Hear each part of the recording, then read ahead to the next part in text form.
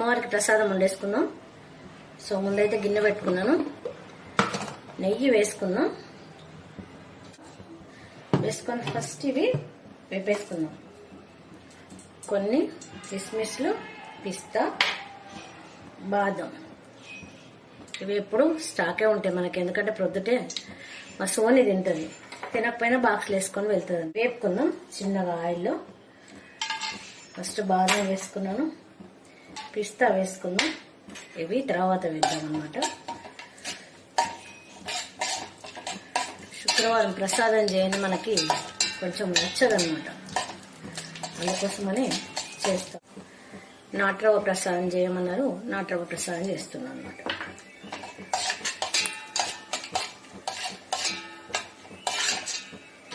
So వేగినాయి కదా, ఇవి వేసుకున్నాం. ఉన్న ఇంట్లో వాటితోనే చేసేసుకున్నాం అన్నమాట. తీసేసుకున్నాం, ఇవి తీసి పక్క పెడదాం. ఓకే, చేయగానే అట్లా అదైతే అన్నమాట. అది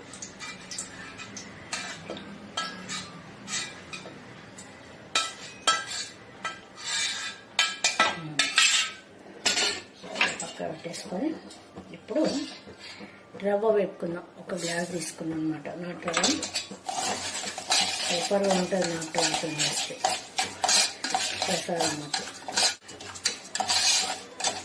ఈ నెయ్యి సరిపోతుంది దీనికి.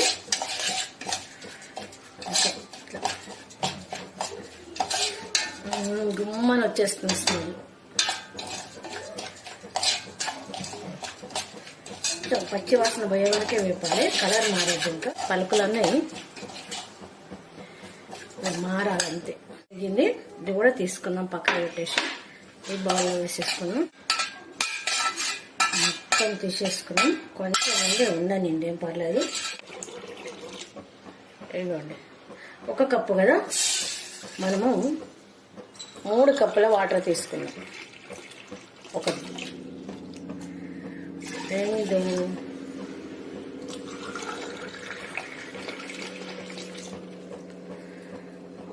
కప్పులు.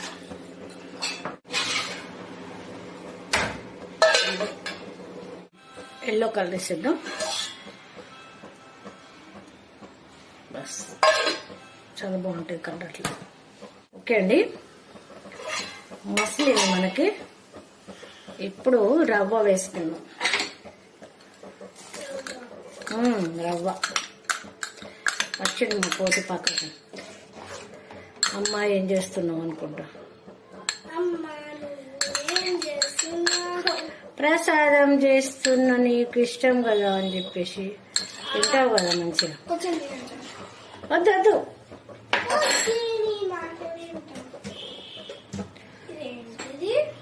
చక్కగా ఇట్లా కలిపేసుకున్నాం.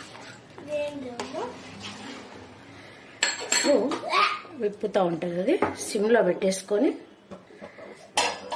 మూత పెట్టేద్దాం. ఇట్లా చిన్నగా పెట్టేసి మధ్య మధ్యలో కలుపుతుంది. సో దగ్గరకు వస్తుంది, ఒక్కసారి కలిపేసుకున్నాను.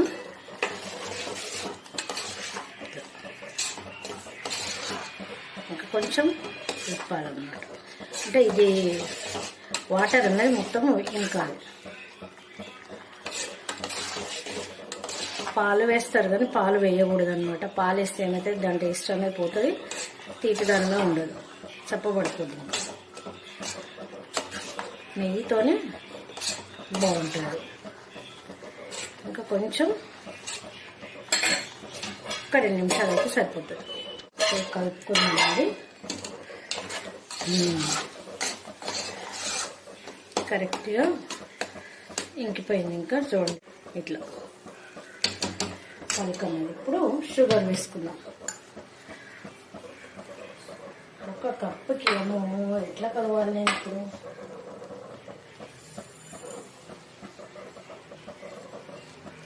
ఒకటి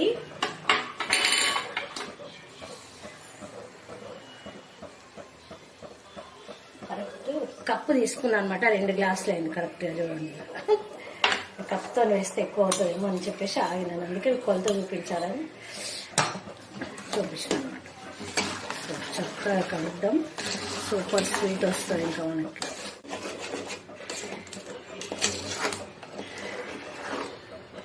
కలర్. ఇది పలికి ఇప్పింది కదా అంతే, మళ్ళీ అన్నది ఇప్పదనమాట. సో ఉడకనిద్దాం ఇది కరిగే వరకు. చూడండి సూపర్గా ఉడుకుతుంది. కొంచెం దగ్గర పడితే చాలు, పాకం వచ్చినట్టే అయిపోతుంది. అందుకోసమని పాలు వేసుకోవద్దు అనమాట. పాలు వేసుకుంటే దీన్ని స్వీట్నెస్ పోతుంది, చిన్న ఫీల్ రాదు. చక్కగా ఇట్లా ఉంది కదా, ఇంకా కొంచెం దగ్గర పడిందంటే మిగతా ఒక చెంచా నెయ్యి మళ్ళీ వేస్తున్నాను.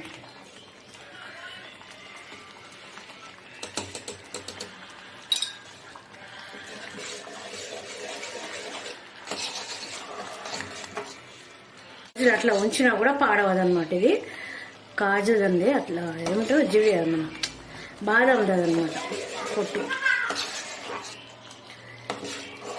ఈ ప్రసాదం అట్లా పెట్టేసి ఫ్రిడ్జ్లో పెట్టుకున్నా కూడా 4-5 రోజులైనా పాడవదన్నమాట. పాలు వేస్తామనుకో పాడవుతుంది.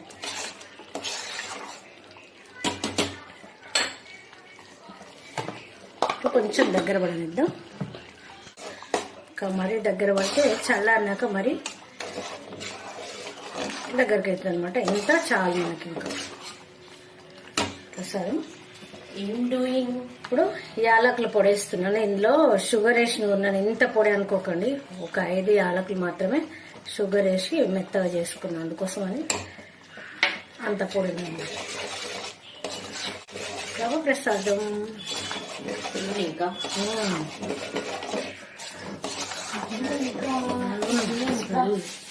స్టవ్ ఆఫ్ చేసుకున్నాం. ఇప్పుడు వేసేద్దాం ఇవన్నీ.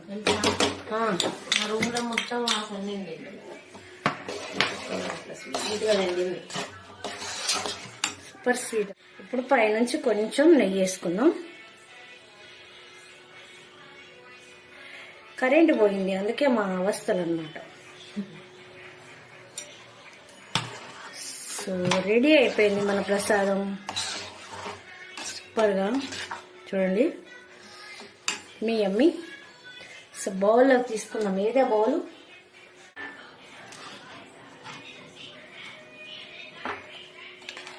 నెయ్యి చూడండి ఎట్లా పడుతుందో.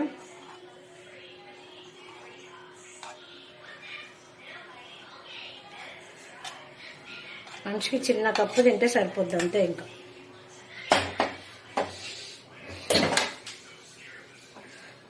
వాహ్ వాహ్. సో ఫైనల్గా రెడీ అయిందండి మన రవ్వ ప్రసాదం, నాటు రవ్వతోని. సో చూస్తుంటే అన్నవరం ప్రసాదం లాగానే ఉంది కదా. వీడియో కనుక మీకు నచ్చినట్లయితే లైక్ చేయండి, షేర్ చేయండి, సబ్స్క్రైబ్ చేయండి, సపోర్ట్ చేయండి జ్యోతి కమ్యూనికేషన్ గారికి. థ్యాంక్ యూ అండి.